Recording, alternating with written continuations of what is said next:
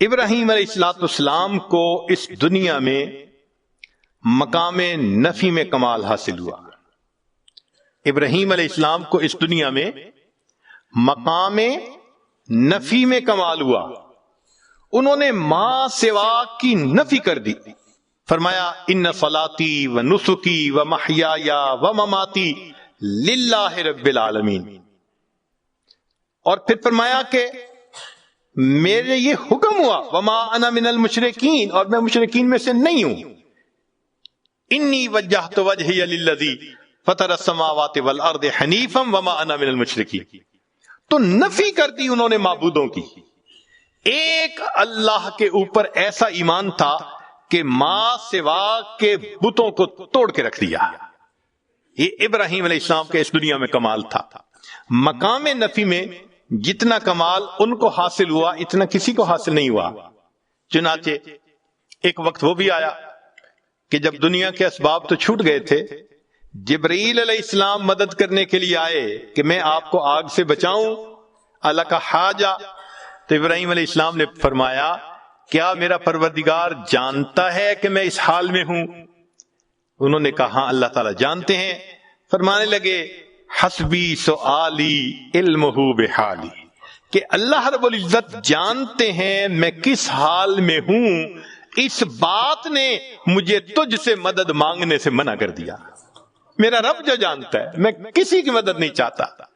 جب اللہ نے انتہا دیکھی نا ابراہیم علیہ السلام کی نفی کی، فرمایا وا ابراہیم الذی وفا، ابراہیم تو بڑا وفادار نکلا. تو نے وفا دکھا دی کہ واقعی بندے کو ایسا ہونا چاہیے اپنے مالک کے ساتھ. تو ابراہیم علیہ السلام کو مقام نفی میں کمال. اور یہ بات ایسے نہیں کہ زبانی کہی جا رہی ہے، اس کی تصدیق اس پروردگار نے کی جو سینوں کے بھید جانتا ہے. چنانچہ ابراہیم علیہ السلام کے بارے میں اللہ فرماتے ہیں ان ابراہیم کان امہ قانتا للہ حنیفا ولم یک من المشرکین، اور وہ مشرکین میں سے نہیں تھے. اللہ رب العزت کا کسی کے بارے میں کہہ دینا کہ ان میں شرک نہیں تھا، اس کو نفی کا کمال نہ کہیں تو اور کیا کہہ سکتے ہیں. اس لیے فرمایا میرے محبوب وما کان من المشرکین. ابراہیم علیہ السلام مشرکوں میں سے نہیں تھے. آپ ان کی ملت کی پیروی کیجئے. ثم اوحینا الیک ان اتبع ملت ابراہیم حنیفا وما کان من المشرکین. تو ابراہیم علیہ السلام وہ شخصیت ہیں کہ جن کو بائی نیم اللہ نے کہا کہ وہ مشرک نہیں تھے.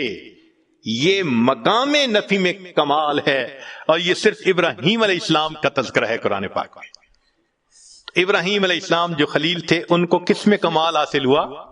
مقام نفی میں. یعنی ما سوا جو باطل معبود ہیں ان کی انہوں نے کامل نفی کر کے دکھا دی. اور اللہ کے محبوب صلی اللہ علیہ وسلم کا معاملہ وہ کچھ اور ہے. ان کو اللہ نے مقام نفی میں بھی کمال عطا فرمایا اور مقام اثبات میں بھی کمال عطا فرمایا. ذرا غور کیجئے گا، مقام نفی میں بھی کمال عطا فرمایا اور مقام اثبات میں بھی کمال عطا فرمایا. وہ کیسے؟ ہم اور آپ جتنے ہیں نا، ہمارا ایمان بن دیکھے. اب بن دیکھے اور دیکھے میں فرق تو ہوتا ہے نا. یہ تو نہیں نہ ہو سکتا کہ بھئی انسان دیکھ لے اور اس میں اس کو کوئی اضافہ محسوس نہ ہو. خود نبی علیہ السلام نے فرمایا کہ الشاہد یرا ما لا یرا الغائب، کہ غائب جو چیز نہیں دیکھ سکتا وہ دیکھنے والا دیکھ لیا کرتا ہے. ایک حدیث پاک میں نبی علیہ السلام نے فرمایا لیس الخبر کالمعائنۃ، دیکھنا اور ہے اور خبر کو ماننا اور ہے. ہمارا جتنا بھی ایمان پکا ہو، مگر مومن کا کامل جو ہوگا نا مقام، وہ جنت میں رویت باری تعالی پر منحصر ہے. جب دیکھیں گے تب کمال حاصل ہوگا. دنیا میں تو بس ایمان ہے جو ہم نے پکا کیا ہوا ہے، یہیں تک درجہ پا سکتے ہیں. تو اس بات کا کمال رویت باری تعالی پر منحصر ہے. اور اس دنیا میں جتنے انبیاء آئے سب کا ایمان غیب پہ تھا، ایک اللہ کے حبیب صلی اللہ علیہ وسلم ہی ایسے ہیں جنہیں اللہ نے دنیا میں معراج پہ بلا کے اپنا دیدار عطا فرما دیا۔ اس لیے نبی علیہ السلام کو اس بات میں بھی کمال حاصل ہو گیا۔ تو خلیل کو مقام نفی میں کمال حاصل ہوا، اور محبوب صلی اللہ علیہ وسلم کو نفی میں بھی اور اس بات میں بھی کمال حاصل ہوا۔ یہ اللہ رب العزت نے اپنے محبوب صلی اللہ علیہ وسلم پر نعمت عطا فرما دی۔ یہاں تک بھی بات سمجھ میں آتی ہے۔ ایک نقطہ اور کہ ابراہیم علیہ السلام کے بارے میں ایک درود شریف ہے جو ہم نماز میں پڑھتے ہیں، اللہم صلی علی محمد وعلی آل محمد کما صلیت علی ابراہیم وعلی آل ابراہیم انک حمید مجید۔ تو یہ درود شریف تو بتاتا ہے کہ کچھ تو نعمت ایسی تھی جو ابراہیم علیہ السلام پر اللہ نے عطا فرمائی، جس کو پانے کی تمنا اللہ کے محبوب صلی اللہ علیہ وسلم کے دل میں بھی تھی۔ بھائی درود شریف بتا رہے ہیں نا کہ اللہ جیسے ان پر، ان کے آل پر رحمت نازل فرمائی، محمد صلی اللہ علیہ وسلم ان کی آل پر بھی نازل فرما دیجئے۔ تو کچھ تو ہے نا اندر کہ جس کو طلب ہے دل میں، تمنا ہے دل میں۔ تو بھئی کیا تھا؟ یہ نقطہ جلدی سمجھ میں نہیں آتا، چلیں کچھ سادے لفظوں میں کھولنے کی کوشش کرتے ہیں۔ اس کو حقیقی طور پہ تو امام ربانی حضرت مجدد الثانی رحمت اللہ علیہ نے اپنے مکتوبات میں کھولا ہے۔ دل خوش ہوتا ہے اس کی تفصیلات کو پڑھ کر۔ تاہم قصہ مختصر یہ ہے کہ محبت دو طرح سے ہوتی ہے، ذرا غور فرمائیے گا۔ محبت دو طرح سے ہوتی ہے، ایک کو کہتے ہیں محبت ذاتی، کہ ذات سے محبت ہو، جیسے ماں کو بیٹے سے ہوتی ہے۔ اپنے بیٹے سے ہر ماں کو محبت، معذور ہو، کمزور ہو، شکل رنگ کا جیسا بھی ہو، ماں کو محبت ہے۔ یہ محبت ذاتی کہلائیں گے۔ اور ایک محبت صفاتی ہوتی ہے کہ صفات کی وجہ سے محبت کا ہونا۔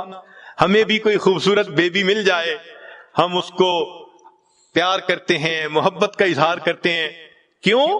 خوبصورت ہوتا ہے۔ اور جو بچہ لکھا پڑھا صفات والا ہو وہ سب کو اچھا لگتا ہے۔ تو معلوم ہوا کہ محبت کے دو انداز ہوتے ہیں۔ ایک انداز کو کیا کہتے ہیں؟ محبت ذاتی، اور دوسرے انداز کو کیا کہتے ہیں؟ محبت صفاتی۔ یہ دو الگ الگ انداز ہیں۔ اب ذرا غور کیجئے گا، اللہ رب العزت کو اپنے محبوب صلی اللہ علیہ وسلم سے بھی محبت تھی، مگر وہ محبوبیت ذاتی تھی، ذات سے محبت تھی۔ اللہ کو اپنے حبیب صلی اللہ علیہ وسلم تھے تو محبت ذاتی تھی نبی علیہ السلام سے، اور ابراہیم علیہ السلام سے بھی محبت تھی، مگر وہ محبت صفاتی تھی۔ وہ محبت کیا تھی؟ صفاتی تھی۔ یہاں تک بات سمجھ میں آ گئی کہ نبی علیہ السلام سے بھی محبت تھی، مگر یہ محبت کیا تھی؟ محبوب آپ کو پیدا نہ کرنا ہوتا تو میں کائنات کو بھی پیدا نہ فرماتا۔ یہ محبت ذاتی تھی۔ اور ابراہیم علیہ السلام سے بھی محبت تھی، اور وہ محبت تو جو محبت ذاتی تھی اس کو محبوبیت کہا، اور جو محبت صفاتی تھی اس کو خلت کہہ دیا۔ اب سنیے کہ نبی علیہ الصلوۃ والسلام پھر درود شریف یہ کیوں پڑھا کرتے تھے؟ وجہ یہ ہے کہ جو ذات سے محبت ہو تو اس بندے کی تمنا یہ ہوتی ہے کہ میرے اندر صفات بھی پوری آ جائیں تاکہ میں کامل ہو جاؤں۔ تو محبوبیت ذاتی والے کی تمنا ہوتی ہے کہ میرے اندر محبوبیت صفاتی بھی کامل آنی چاہیے تاکہ میں کامل محبوب بن جاؤں۔ یہ وہ تمنا تھی اللہ کے نبی علیہ الصلوۃ والسلام کے دل میں، جس وجہ سے فرمایا کرتے تھے اللہم صلی علی محمد وعلی آل محمد کما صلیت علی ابراہیم وعلی آل ابراہیم انک حمید مجید۔ اے اللہ جو محبوبیت صفاتی ان کو عطا فرمائی تھی، اس دنیا میں مجھے بھی اس میں کامل کر دیجئے تاکہ مجھے محبوبیت ذاتی حاصل، میں اس دنیا میں محبوبیت صفاتی بھی حاصل کر کے دنیا سے چلا جاؤں۔